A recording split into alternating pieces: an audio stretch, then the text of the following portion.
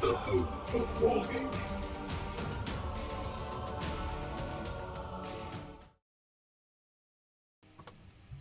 Hello and welcome to Wargamer Online, and it's a Monday night show, and this is a bit of a special one. So I'm going to introduce two guests. One you might recognize, no, you'll probably recognise both of them. So up in there, the bin, Luke Morton himself, winner of many tournaments. How you doing, Luke? I'm alright, how are you? I'm good, thank you, mate. And special guest tonight, Spelling the Bottle himself, Sam. How you doing? I'm good. I'm preparing the army for Spelling the Bottle. Preparing the army. That's what I like. That dedication. Okay, well, we're struggling our way through a live show because there are some audio issues, but hopefully we'll be fine and we will just push on and make it happen. So I've put a little hello in the chat there. If anybody wants to ask any questions, please don't forget to hit the @Wargamer Online, and it helps us spot the questions as they come up, which helps us immensely. So that's much appreciated. And tonight, let's get into the subject of the show. Well, there was much of a furore over the Disciples of Zeench book, particularly as it led immediately into a few tournaments over the weekend. So we had the top 3 slots taken at the GT event by Zeench. So there's been a lot of noise over on the internet, which is always dangerous. I mean, it's fair to say it's probably an unfair amount of noise early days in. But Games Workshop have been quick to respond with an FAQ, and we thought we'd have a quick 30-minute show tonight to kind of talk through the Zeench situation and whether the FAQ has gone far enough, I suppose. That's what we're aiming for. Does that sound fair, guys? Yeah. Sam, it must be mentioned, Sam is painting furiously to get his tournament army ready for the weekend. Is that fair enough to say? Yeah, I've done it. As usual, I left it until the last week and then realised that I've not finished the army, so I've built and converted a bunch of stuff, and now I've got to paint them, and got like 2 or 3 nights of painting still left before I can... Sam, you only need 1 model. I don't understand why you're painting the rest 2. of them, to be honest. 2 models. I need the mage, I need the chemist to throw the spell, and I need the spell. 3 models, you need a boat as well. Oh, I've got the boat. The boat's done. So it's actually my 2 most important models are the 2 that I've got left to do. Okay. Well, I'm getting there as well. But I'd say let's jump into this Zeench thing. We're just going to say a quick hello to the chat. Coleman's in there. Good to see you, sir. Vaughan Killian is in there as well, saying howdy. And Katie is in there as well, saying hi. Hi, Katie. Right, let's get into the Zeench FAQ. I'm just going to bring it up on screen, guys, so you guys can relax. Oh, maybe not. I'll tell you what, let's do that. Here we go. So, well, actually, 2 things released today. I think we need to mention that first. Of the 2 releases, there was a errata FAQ for Battletome Disciples of Zeench, and with it, accompanying designer's commentary. And also for Battletome Kharadron Overlords, I think much to the relief of Kharadron Overlord players to a degree.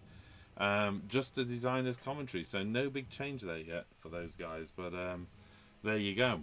We'll jump into these one at a time and see where that takes us. I think first and foremost, I tell you what, Luke, if I come back to you for a minute, is it fair to say, could you give a bit of an introduction on what was making the Changehost, Destiny dice, and the various elements, if you like, of Zeench so powerful at these tournaments over the last sort of week? I think it was just a combination of obviously new book, so nobody's prepared for it. It's not built into the list how to really deal with it. So that didn't, if you take that into account, it just makes everything that is good in the book even more powerful. So like they could drop 2 units 9 inches away, and because obviously Destiny dice, you can make them reliable charges. And now the way that horrors work now is that you can pin units in place and then have your flamers push up behind them and blow them off the board. And then there was like the unmodified roll in the Destiny dice, which basically meant you could use any Destiny dice just to auto pass your battle shocks. So your horrors were just staying there for a long time, and you couldn't just battle shock them off. You could swap. And that battle shock's a really powerful one for Destiny dice, isn't it? Because, I mean, traditionally you wanted kind of a high roll, but actually with Destiny dice, it's beneficial to get almost like a range of rolls, isn't it? To have some low rolls in there for battle shock. And the fact that it was unmodifiable meant that even if you killed 30 odd models from a unit, you use any die pass. Yeah, exactly. You can pass on any dice because these are demons, so they've got a leadership of 10, so they're going nowhere fast. So yeah, quite painful. Made them very, very sticky on the table and difficult to get rid of. Well, let's jump into the official errata published today, and see what they've got to say, and maybe we can make comments as we go along. So first and foremost, what we've got is a designer's note on Destiny dice and the Changehost.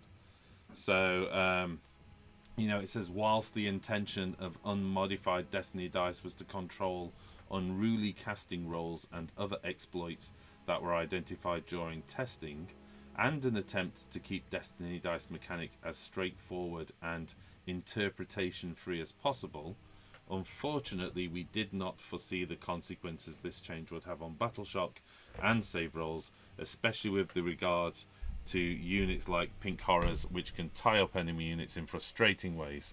This has also contributed to the Changehost becoming an incredibly powerful War Scroll battalion in very short order. However, with the help of our dedicated and passionate community, we have adjusted both the Destiny dice and Changehost works to achieve their original intent. The Age of Sigmar team deeply thanks each and every one of you for your feedback, and we look forward to continuing to develop our beloved game and with all of you together. Lovely, warm and diplomatic introduction. I dare say they appreciated some people's feedback more than some others, but some people were less than complimentary about that. But these things happen. I've talked in the past about how even in the software industry, you can test for months on end for a new piece of software, and it's only when it hits sort of general consumption these things tend to show up. But needless to say, let's jump into page 69. Battle traits Masters of Destiny. Change the final paragraph to each Destiny dice spent only allows you to replace a single dice roll. If you want to replace a 2d6 roll, such as casting or charge, you must spend 2 Destiny dice. In addition, any rolls that have been replaced, with the exception of save and battle shock tests, count as unmodified rolls and cannot be re-rolled or modified further. And then, just to be absolutely clear, 2 separate paragraphs coming straight away after that. If you spend a Destiny dice to replace a save roll, the result of that Destiny dice is modified by rend characteristics of the attack as normal. And then, more importantly, if you spend Destiny dice to replace battle shock test, the result of that Destiny dice is modified by the number of models slain from that unit as normal. So there we go, folks. That pretty much addresses the concerns around the battle shock dice. I mean, Luke, they're the only 2 examples where it was really a problem, wasn't it? Yeah, I think so. Yeah, especially the Ren one as well. I mean, somebody going in with a big red -3 Ren, loads of damage attack, and then all of a sudden you just go, "Oh, I've got a couple of 6s here." You've done no damage. So it's like having a ethereal horrors, which won't happen now, which is good. Makes it a bit more interactive instead of playing a game of chess and you don't have any pieces to play with. Okay. Cool. Let's push on through the changes, and then I'm going to loop back after we get to the end of this as well. Sam, pipe up whenever you want to, but we're also going to loop back round to Sam, because I think Sam's next army is going to be a Zeench army anyway, so let's see if it's raised any concerns for him. Okay, going on to page 93, we've got Changehost, Deceive and Dismay. So this is the big one, folks. Change the rule to, at the start of your hero phase, if the Lord of Change from this battalion is your general and is on the battlefield, you can pick one other friendly unit from this battalion and remove it from the battlefield. If you do so, set the unit up again anywhere on the battlefield more than 9 inch from enemy units. The unit you set up in this manner cannot move in the following movement phase. It's a subtle change, but an important one. Essentially, they've limited it to 1 unit rather than 2 units. There's no other change to the rule. Luke, I'm looking to you. You made a point around saying, part of the frustration, I think, with the Zeench was people haven't really had a chance to play against it. I mean, this still looks powerful because there are some pretty sticky units. I'm thinking Pink Horrors going to blue, going to Brimstone.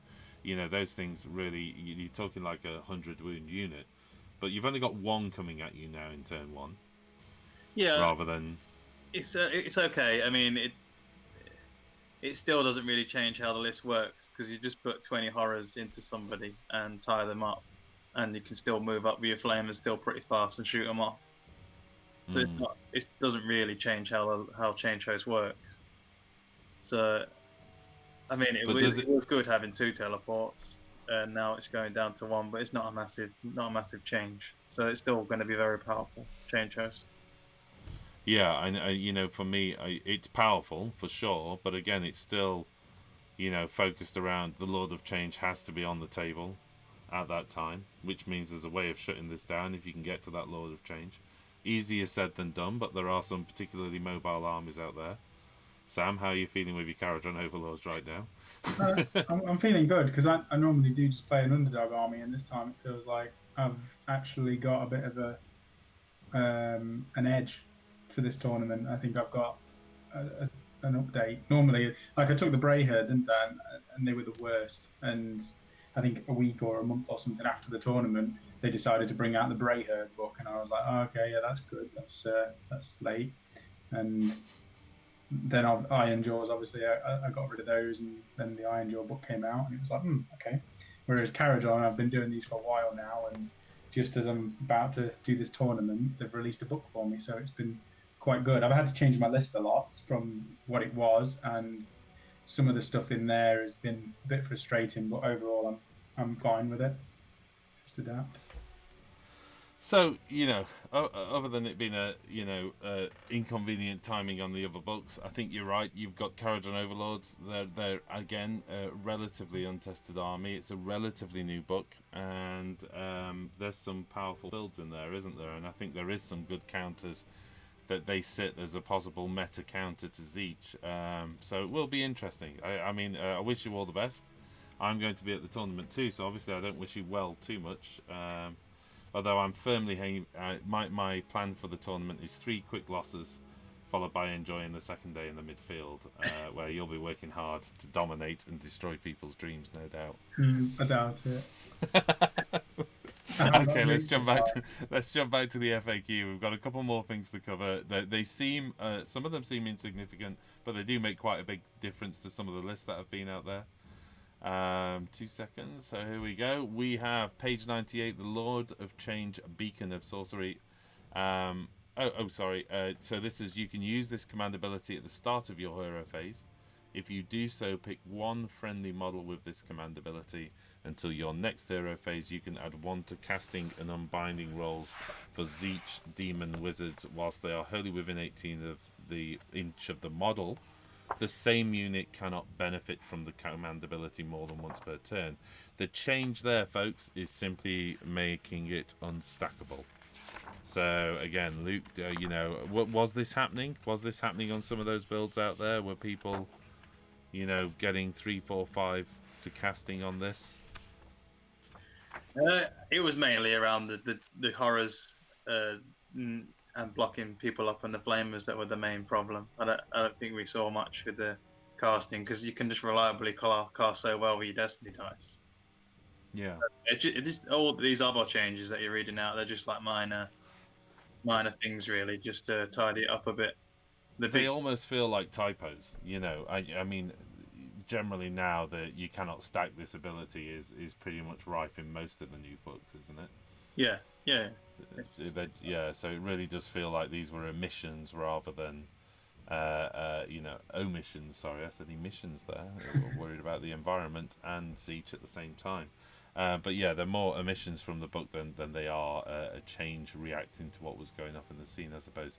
I'm just going to, jumping into the last one. We have the changing blue scribes, both getting essentially... actually, it's not the same. So the changeling becomes a named character as a single model, which means obviously as a named character you can only take it once. and it's armed with the trickster stuff.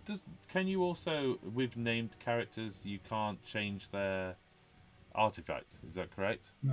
No, you can't. No, that's what they come with. So it locks it down a bit as well. And then we've got Blue Scribes, which is basically saying is a named character. So yes, sorry, it is the same and armed with the sharpened quills. Deadly, those quills. You have to watch out for those. The pen is indeed mightier than the sword when it comes to Zeench. And then on page 112 with the Kyric Acolytes, just a short change. And again, it looked like a bit of a typo, but it basically says change it from 3 in every 10 models in the unit can replace their weapon option with a cursed glaive and Arcanite shield, as opposed to just simply saying a cursed glaive. So they just missed the word Arcanite shield off of it. So nothing too dramatic in those last few changes, really. So really, here's the big question, Luke. Do you think it's done enough? I think the small changes are always a bit better than doing big changes and killing a book off. It's always best just to change it, get rid of the stuff that looks obvious and really powerful. But I still think the book's still very, very powerful. And then there's other things in there, not just Changehost. So I think it's a good change, definitely. I won't go too much. You don't want to bring a book out and then just completely kill it off. That'll upset people more than not doing enough, because they can always go back to it and tweak it after a few more events if it's still too powerful. Yeah, you've hit the nail on the head completely there, haven't you? Really, because there's a question mark of around overreacting on both sides of the fence, isn't there? Zeench came out. A lot of people weren't really familiar with what they were going up against. It was powerful. It's undeniably powerful. But the question over what is making it powerful, is it about those rules? Yes, but is it also about people not knowing quite how to deal with something new? We've seen it, before in many instances where a book is adopted quickly into the tournament scene and people don't quite know how to play against it. So for Games Workshop to display a little bit of restraint in the response, in not just getting, completely rewriting the book, leaves the Zeench players with their brand new book, which is powerful and fun to play with, and leaves a glimmer of hope and a respite for the rest of the players who are doing different factions to kind of formulate some tactics against them. And taking that real punch out of the Zeench, for me, the 2 units, it's still powerful being able to move 1 unit, but 2 units is it feels like it was almost unstoppable first hero phase, and you just got those big guys landing down. That was quite painful. Whereas now, the Zeench player is going to have to make a choice between pretty much going heavy with the flamers or holding you up with a whole bunch of horrors. I mean, I think that's fair to say, isn't it? Yeah, and with all these books, they're bringing them out in doubles now. So you kind of the book that seems obviously powerful, the other book kind of sneaks under the radar.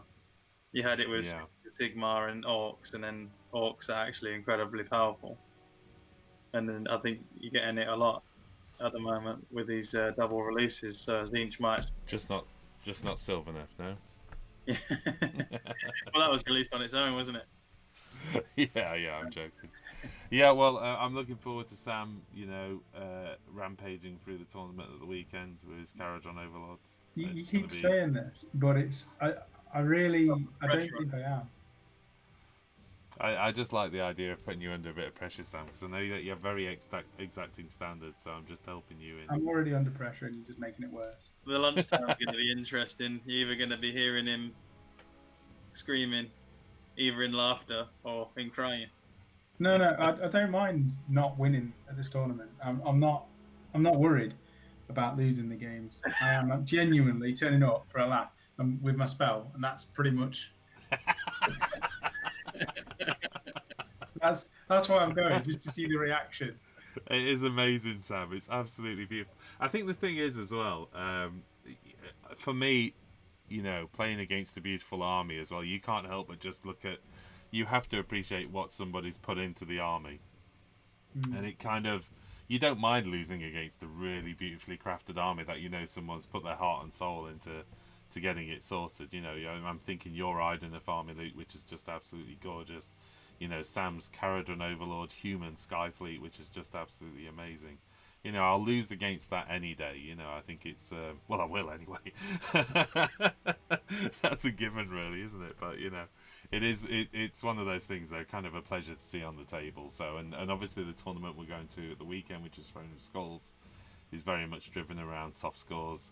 So it is about bringing a beautiful army with crazy conversions, and they've taken it to the extreme, really, with the introduction of this commander character, which is basically a generic war scroll that applies to everybody's army because you inherit the keywords of your faction. So, and for any friendly rule, which just means every single army we're going to see is going to have a commander model on the table. That's why your 60 Hearthguard are going to look beautiful on the table, aren't they? You've talked me down from that. Up, your magma drop, and you're going to turn up with like 100 more. And then he starts talking about soft schools. You've talked me down from the 60 Hearthguard. I've retreated into just a mere 20 in 2 separate units of 10 as well. So I pretty much hung my hat up in that final act of defiance, along with not taking Geminids in my Fire Slayer army. Not taking Geminids, though. Oh, they were in the test games. They were so prominently featured in the test games. They were my only glimmer of hope.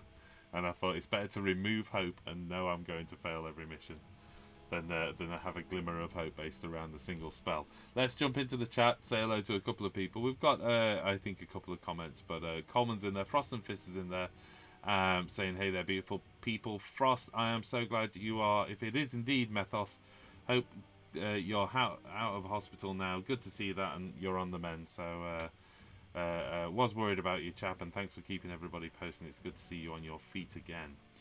And we also have Coleman in there saying, yes, indeed, no artifacts, no command abilities for named characters, or command traits rather. And Sam, bit of support for you there. You can do it from Frost and Fist. So there you go, a little bit of support. I know it's for you because, as I've said, I've already resigned myself to the fact of just hanging around midfield having fun with people, so that's my plan. Right, okay, and Gonk says, are we taking any footage at the tournament? It's actually at Warhammer World, so we're not allowed to film footage, but you never know. We might jump on and do a couple of little sort of head and shoulders chats after the day when we're off GW's premises, but well, you never know. And of course Sam probably will be on the live stream being on the top table, so we look forward to that. I mean, and could go back to the FAQ. It's just great to see that GW are just supporting. They don't want anybody not to have a good game, so they want to with anything that's not. If it's not enjoyable, they don't want that in the game. So that's great to see that they will react in such a quick way. And I think it's handicap as well. I'm there to balance it out. So if anybody brings too much magic, I'll just shut it down. So I feel like soft scores should be coming my way anyway, just for providing that service. Just rule the day, rule the day that you took Zeench to the Throne of Skulls event. That's what Sam's there to teach you a lesson.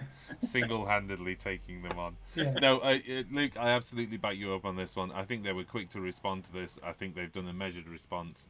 Congratulations to the team. I think it's very magnanimous of the team as well in terms of their thank you for your feedback. You know, these people are human beings, and there was some pretty crazy stuff floating around on the internet after the tournaments, and you know, for me that's utterly unnecessary. It's a game at the end of the day. I appreciate we all get passionate about our plastic toys, but you know, they've done a response, they've responded quickly, and let's applaud them for that at least. And you know, that's not to say the pain that those people experienced wasn't real. Again, you've put time and effort into your armies, so you can understand the frustration. Well, you know what we didn't mention, and very quickly in the last 5 minutes of the show, there is indeed a designer's commentary for Kharadron Overlords. No major FAQ on this one. Just going to bring it up really. There's a couple of questions in there which talks about, for instance, visibility and those kind of things. You know, how does range and visibility determine to a unit garrisoning a sky vessel that's behind a terrain feature that blocks line of sight, for example, an awakened Wildwood or a terrain feature with overgrown scenery rule? And it basically says the range and visibility for a garrison in a sky vessel is determined to or from the sky vessel. And of course, actually, you know, the example given the Awakened Wildwood doesn't even block line of sight to a flying vehicle anyway, so to anything with a flying keyword. So you're all good to fire away. There's another couple of quick questions. When I set up a sky vessel before the battle begins, can I set up units in a garrison at the same time? No. However, you have to get the sky vessel up, and then you can add the garrisoned unit to the vessel, which was very much how Fire Slayers was changed. So just to be clear on that, you've got the Rune Smiter, which is put into Magmic Tunnel. He can then subsequently be joined by an additional unit, but they are indeed 2 deployments, much to my lamenting. That was quite a big one for me, to be fair, because when I went to the doubles with Luke, my army was down in like 2 or 3 drops. It was ridiculous because I just put everything in the Ironclad. So I literally had an army in an Ironclad and then a couple of gun haulers that I put down. So it was really quick and easy to just deploy an army and was minimal drop, so I could pretty much choose first or second. Whereas now I've got like 11 drops or something, so I'm pretty much going to be at the mercy of whoever I'm up against, and it's down to them whether they want to go first or second. Although your army was terrible and didn't do anything, so it didn't even matter being Oh, shut up, Luke. You seriously... This is the tournament. Just to be clear, you're both talking about the tournament where you both won, yes? Yeah. Enough. It was 70%. But Sigmar is not smiling because he didn't get first place at painting. Yeah, I think you literally won everything that tournament. So enough. There was no awards given to anybody else. I remember feeling quite sad with my 5-0 wins and sat in I think 9th place. That's because me and Luke was such a joy to play against. There's a couple more things in there. If it makes a run, retreat, or charge move, as in the sky vessel, are the units garrisoned also treated as having run, retreated, or charged? Good news, no.